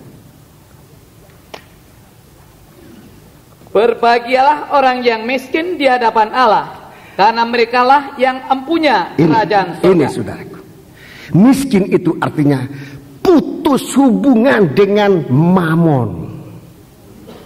Mamon tidak bisa berkuasa atas dia. Sampai dalam keadaan miskin pun tetap bahagia. Berbahagialah orang miskin. Orang dunia tidak bisa mengerti ini, saudara-saudaraku. Tidak bisa percaya ini. Anak Tuhan pun banyak yang tidak mau percaya ini. Saudara-saudaraku, tidak mau. Mengapa? Sebab hubungan, ikatan dari Mamon ini belum diputuskan. Tuhan mengajarkan kita perpuluhan. Untuk mulai dari yang paling kecil dalam rumah Allah adalah 1/10. Yang paling kecil dalam rumah Allah adalah 1/10. Itu milik Tuhan. Milik Tuhan yang paling kecil dalam rumah adalah 1/10. Sesudah itu penyembahan kita. Kemudian tubuh kita ini menjadi mempelai wanita. Itu yang terbesar. Mempelai wanita itu terbesar. Seluruh hidupnya bisa mempersembahkan. Saya gunakan istilah dari guru, gembala, orang tua yang mendidik saya menjadi hamba Tuhan. Dia katakan, menyajikan diri kepada Kristus sebagai mempelai pria. Sampai kita dapat menyajikan diri kita. Itu yang terbesar. Tapi kalau sekarang dengan 1/10 aja kita tidak bisa. Kita terikat pada Mamon. Gak bisa mengalami kebahagiaan surga. Berbahagialah orang yang miskin. Di dunia istilah ini tidak laku, saudara-saudara. Di dunia istilah ini ditolak. Bahkan di dalam gereja Tuhan ini banyak menolak ini, saudara-saudaraku. Tapi satu waktu di dalam Amsal tadi mengatakan, saatnya. Waktu aku berseru kepadamu, aku tidak menjawab. Aku mentertawakan kesulitanmu. Karena waktu aku memanggil, kamu tidak mendengar aku. Kamu menolak nasihatku. Kamu menolak teguranku. Berbahagialah orang miskin. Ini ajaran pertama dari sang raja. Injil Matius ini Injil yang cerita tentang raja. Ini ajaran pertama. Khotbah di bukit. Ini ajaran pertama. Khotbah di bukit. Pasal 5, 6 dan 7 Injil Matius. Ini khotbah agung ini. Khotbah sang raja. Raja di atas segala raja. Yang menang itu. Dalam Wahyu 17 dikatakan, dialah yang menang. Dia Tuhan di atas Tuhan. Dia raja di atas segala raja. Ini khotbahnya. Ini khotbahnya. Mau nerima enggak? Kalau ini tidak diterima, bagaimana kita bisa terima khotbahnya manusia nanti?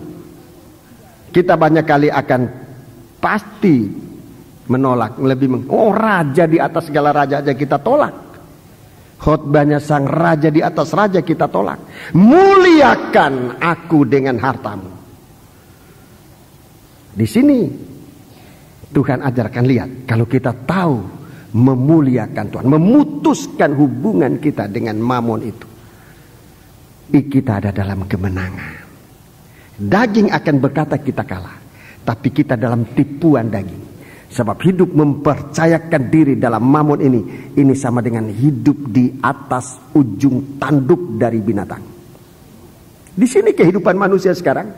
Manusia sekarang ini bermain-main dari ujung tanduk ke ujung, 10 ujung tanduk. Manusia lompat dari emas, perak, kristal, segala macam. Di sini, di ujung tanduk inilah manusia berlompat-lompatan, bermain, mempermainkan kehidupan kekalnya. Tanpa sadar, dia sedang akan ditinggalkan. Dia akan ditelanjangi. Dia akan dimakan. Dia akan dihanguskan. Itu dalam Wahyu 17 itu, saudara-saudaraku. Satu waktu kita sekarang bermain-main, saudara-saudaraku. Di ujung tanduk, di dalam gemerlapannya harta benda, tanpa sadar bahwa satu waktu dia akan meninggalkan, dia akan menelanjangi, atau artinya mempermalukan, dia akan memakan, dia akan membakar dengan api. Padahal ajaran Tuhan, berbahagialah orang miskin. Orang tidak ada hubungannya dengan harta, ini orang miskin. Tidak punya harta, miskin. Dan dia tunjukkan, kalau dia khotbah tentang berbahagialah orang miskin di hadapan Allah, dia punya pengalaman. Dia adalah orang yang termiskin. Dia adalah orang yang termiskin di dunia ini. Tetapi dalam keadaan miskin itu, dia sebenarnya sedang mau merebut anak-anak Tuhan yang percaya kepada dia dari godaan harta benda ini. Mau melepaskan anak-anak Tuhan dari pengaruh mamon. Sekali lagi, kalau saya bicara ini tidak berarti Tuhan melarang kita untuk memiliki harta. Boleh. Tetapi kita tidak ada pengaruh hubungan mamon itu untuk mempengaruhi bagaimana kita memuliakan Tuhan. Itu sebabnya Tuhan katakan, ayo kamu mempunyai mamon, muliakan Tuhan dengan hartamu itu. Tuhan tidak larang. Tapi banyak kali oleh karena harta manusia tinggalkan Tuhan. Oleh karena harta manusia menyangkal Tuhan. Oleh karena harta manusia, saudaraku, tidak menghormati Tuhan. Tuhan ajar kita menghormati dia, mulai dari yang terkecil, perpuluhan, dengan hulu hasil. Muliakan aku dengan hulu hasil, hasil pertama, dengan perpuluhan. Perpuluhan itu sekali lagi memuliakan Tuhan, mengakui kita sudah diberkati oleh Tuhan. Saudara-saudaraku, Tuhan bukan kekurangan uang. Berbahagialah orang miskin di hadapan Allah, karena merekalah yang mempunyai kerajaan Allah, kerajaan surga. Apa sih bandingannya surga dengan apa yang ada di dunia ini? Tidak ada bandingannya. Disebut dalam Ayub pasal 28 itu, jalan ke sana dengan hikmat itu, saudara-saudara, lebih kuat. Jauh lebih. Jangan korbankan sorgamu. Oleh karena jangankan sedikit, kalaupun banyak, jangan seperti Esau mengorbankan surganya hanya dengan sepi.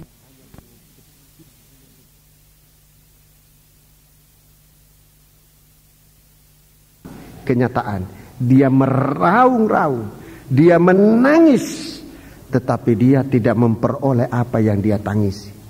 Sekarang ini Tuhan mau ajarkan kita, berbahagialah orang yang miskin di hadapan Allah. Dia punya pengalaman. Dia punya pengalaman. Dia menjadi orang yang miskin, termiskin dari antara manusia. Dia yang termiskin dari antara segala macam. Mengapa? Sebab dia yang paling kaya. Dia yang pernah paling kaya. Hanya orang yang pernah jadi kaya sekali dia menjadi yang paling miskin nanti. Tetapi kemiskinan itu, kemiskinan dari Yesus untuk memperkaya umat manusia. Kalau ada seorang pedagang jatuh jadi miskin, belum semiskinnya Yesus waktu dia tinggalkan sorga datang di dunia. Bagaimana dia menjadi miskin, tetapi dia datang ke dunia ini menjadi miskin untuk mengangkat kita kembali ke sorga itu. Ini harus kita mengerti. Di dalam roh Tuhan kita mengerti ini, saudara-saudaraku. Sesuatu hal yang manusia tidak bisa terima. Sebab itu untuk kembali ke surga ini begitu sulitnya. Lewat pengertian kita tidak bisa mendapat. Bertanya kepada laut, bagaimana laut katakan tidak ada padaku. Samudra yang mengatakan tidak ada padaku. Dari firman Allah yang kita terima. Dalam 2 Korintus 8. 2 Korintus pasal yang ke-8. Dia punya pengalaman. Coba lihat waktu Yesus lahir. Waktu Yesus lahir, dia lahir dalam keadaan sangat miskin. Dia lahir dalam keadaan sangat miskin, saudara-saudara. Dia tidak pilih lahir di istana sekalipun dia raja. Dia tidak pilih tempat yang sangat indah, tidak. Dia lahir di tempat paling miskin, di dalam kandang binatang. Ada yang mengatakan dalam gua. Bagi saya tidak terlalu penting soal itu. Bagi saya yang penting adalah bahwa dia lahir sangat miskin. Tidak punya box, tidak punya palungan. Itu pun dipinjam. Sangat miskin. Selama hidupnya dia miskin, tidak punya apa-apa. Saudara-saudaraku, di dalam selama ia di dunia, sampai mati, kuburnya pun pinjaman. Kuburnya aja dipinjam. Tidak ada orang minjam kubur, cuma Tuhan Yesus. Kuburan dipinjam, kan aneh. Tapi satu yang dia tidak lepaskan untuk menolong kita adalah kemiskinan di atas kayu salib. Dia dilucuti di atas kayu salib. Tetapi dengan kemiskinannya di atas kayu salib, itu memperkaya anak-anak Tuhan. Sebab setiap orang yang berpegang pada salib menjadi orang miskin seperti di atas kayu salib, ialah yang empunya kerajaan surga. Berbahagialah orang yang miskin di hadapan Tuhan. Siapa miskin di hadapan Tuhan? Adalah orang yang memegang firman Allah, memegang pengajaran dari salib ini. Dia terkaya dalam kerajaan surga. 2 Korintus pasal yang ke-8. 2 Korintus pasal yang ke-8. 2 Korintus pasal yang ke-8. Ini pengalamannya. Ayat 9. Karena kamu telah mengenal kasih karunia Tuhan kita Yesus Kristus. Iya. Bahwa Ia yang oleh karena kamu menjadi miskin. Ya, sebetulnya menjadi termiskin. Oleh karena kamu Ia telah menjadi termiskin. Terus sekalipun Ia kaya. Sekalipun Ia kaya. Supaya kamu menjadi kaya oleh karena kemiskinannya. Menjadi kaya oleh karena kemiskinannya ini. Dia termiskin waktu dia berada di atas kayu salib. Dia menjadi termiskin sebab di situ seluruh pakaiannya dilucuti. Sampai pada jubahnya seluruh dilucuti. Dia tidak mempunyai apa-apa. Dia tempat yang termiskin. Saudara-saudaraku, di situ. Tapi dikatakan sekalipun ia kaya, supaya kamu menjadi kaya oleh karena kemiskinannya. Itu sebabnya khotbahnya itu sangat kuat. Berbahagialah orang miskin di hadapan Tuhan. Di atas kayu salib dia berada di hadapan Tuhan. Dia bertanggung jawab di hadapan Tuhan. Berbahagialah oleh karena salib kita dikatakan miskin. Yang sebenarnya kita kaya. Dikatakan untuk oleh karena kemiskinannya menjadikan kamu kaya. Apa yang kita banggakan dengan kekayaan kita? Kekayaan kita dibanding dengan kemiskinan surga itu masih kemiskinan surga lebih banyak. Saudara-saudara, perkataan ini perlu disimak. Jangan didengarkan begitu saja. Perlu disimak. Yesus berkhotbah dengan dasar kebenaran surga dan berdasarkan pengalamannya. Berbahagialah orang miskin. Dia tahu apa yang namanya miskin itu dia tahu. Dalam Ibrani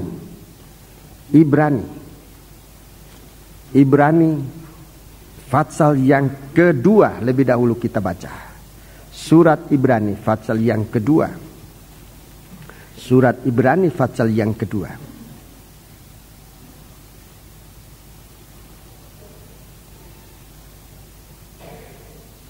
Ayat 17 dan 18. Itulah sebabnya maka dalam segala hal ia harus disamakan dengan saudara-saudaranya, supaya ia menjadi imam besar yang menaruh belas kasihan. Dalam ibadah dia menjadi imam besar. Dia menjadi raja di atas segala raja, tapi dalam ibadah dia menjadi imam besar yang menaruh belas kasihan dan yang setia kepada Allah untuk mendamaikan dosa seluruh bangsa. Ayat 18. Sebab oleh karena ia sendiri telah menderita karena pencobaan. Ia sendiri telah menderita oleh karena pencobaan. Maka ia dapat menolong mereka yang dicobai. Maka ia dapat menolong mereka yang dicobai. Percayakan diri kepada Tuhan. Kita ini dalam percobaan, semua kita dalam mengalami percobaan. Hanya memang mungkin bermacam-macam percobaan kita. Tetapi di dalam percobaan kita harus ingat bahwa Dia yang menolong kita dalam percobaan ini. Ia telah menanggung percobaan itu untuk menolong kita sekalian.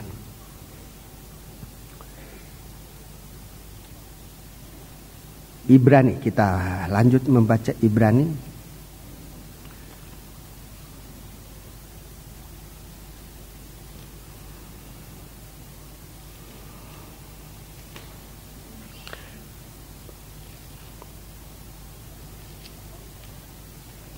Ibrani pasal yang keempat.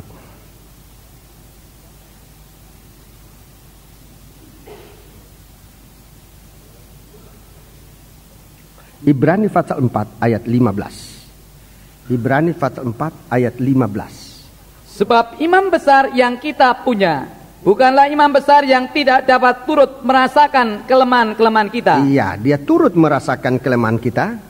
Sebaliknya sama dengan kita.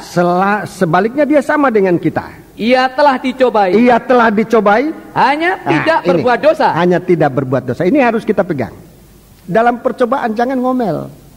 Sebab sangat rawan untuk bisa berbuat dosa. Mengomel kita bisa tidak memuliakan Tuhan. Ia imam besar yang kita punya. Bukan imam besar yang tidak dapat turut merasakan kelemahan-kelemahan kita. Dia tahu kelemahan kita. Sampai kita kena percobaan, dia tahu kelemahan kita. Dia telah dicobai, dia juga telah dicobai. Hanya tidak berbuat dosa. Ini yang harus diteladan. Kita kalau banyak kali dalam berbuat dosa ragu-ragu terhadap Tuhan, iman kita berkurang. Bahkan bukannya sedikit orang mengejek Tuhan. Ayub manusia biasa, dia bukan Tuhan, dia manusia biasa, dia dicobai. Tapi satu perkara, ia tetap bertahan. Dia menerima. Waktu istrinya mendorong untuk menghujat Tuhan, dia malah menasihat istrinya.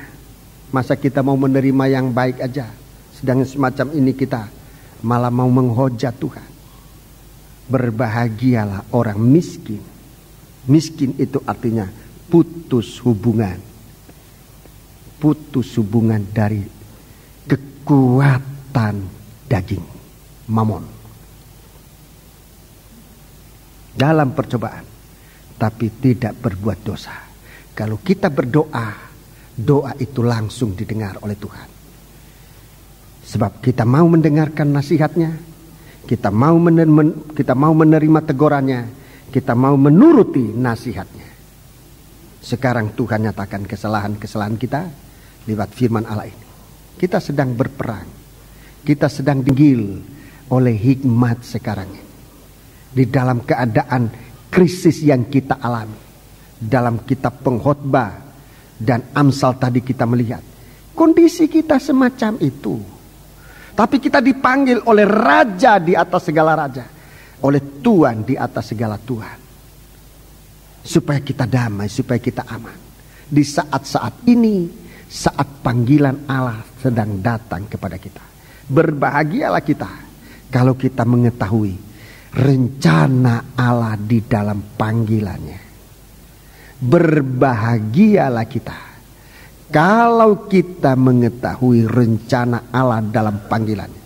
Sebab setiap orang yang terpanggil sesuai dengan rencana Allah, dia akan sampai kepada kemuliaan.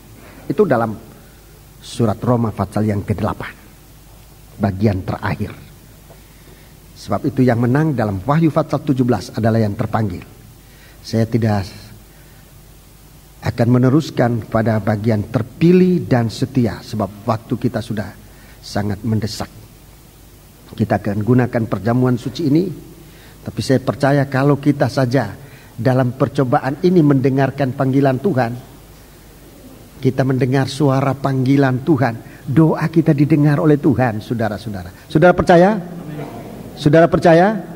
Kalau dalam krisis ini kita mendengar suara panggilan Sang Raja di atas segala raja, saudara-saudara, kita berbahagia.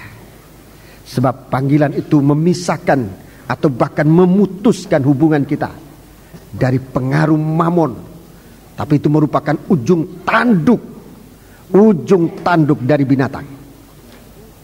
Kita tidak sadari banyak kali kita bermain-main, Kita hidup, kita tidur, kita berada di ujung tanduk dari Mamon.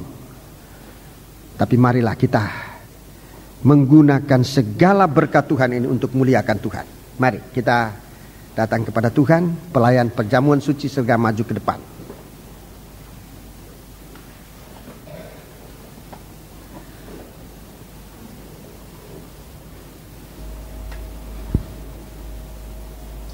Dia menyembuhkan penyakit kita. Dia menyehatkan segala tulang-tulang kita. Mari kita bangkit berdiri. Menyembuhkan segala penyakit artinya membuat kita menjadi sempurna. Menyehatkan tulang-tulang kita itu artinya supaya kita tetap dibaharui oleh Tuhan. Haleluya. Mari kita bangkit berdiri semua, kita melakukan sebuah nyanyian. Ku bersyukur padamu Tuhan. Ku bersyukur padamu Tuhan. Na na na na na na na na.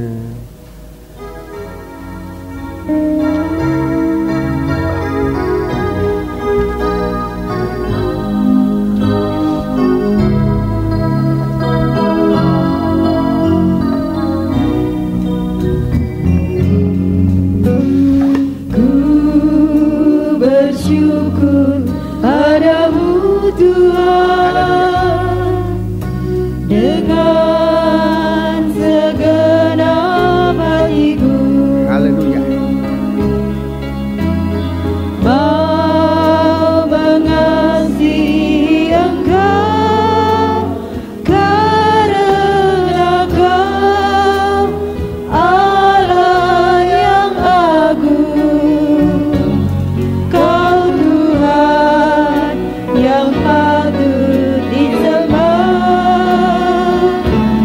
sekarang dan selamanya, yang telah menuntun aku di jalan yang benar.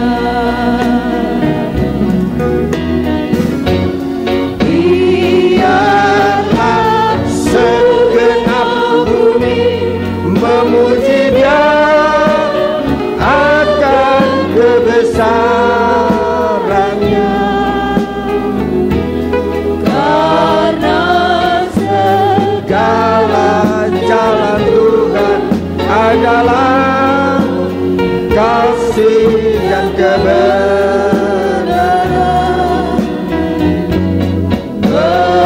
percayalah akan Dia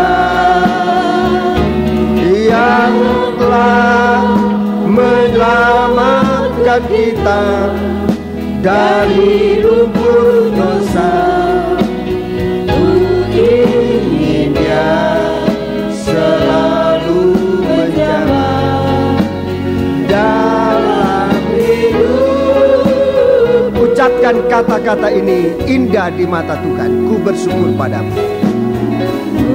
Ucapkan dengan sejujur-jujur hati. padamu Tuhan Dengan segenap hatiku. Mau mengasihi Engkau karena Kau Allah yang agung. Kau Tuhan yang patut disembah sekarang dan selamanya, yang telah menuntun aku di jalan yang benar. Angkat tanganmu kepada Tuhan. Biarlah segenap bumi memuji Dia akan kebesarannya. Segala jalan Tuhan adalah kasih dan kebenaran.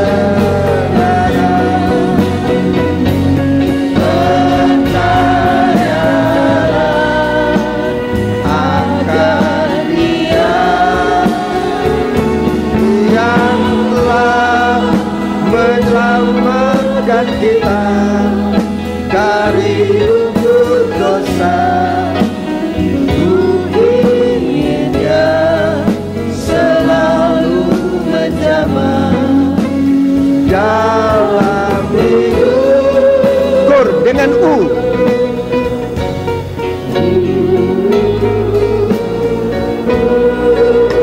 Biar segenap bumi menghormati Dia karena kebesarannya, karena segala jalan Tuhan adalah benar, karena jalan Tuhan itu adalah jalan kasih. Saudara, dalam percobaan, percayalah akan Dia. Dia bukan hanya menyelamatkan dari percobaan, tapi dari dosa yang membuat percobaan itu.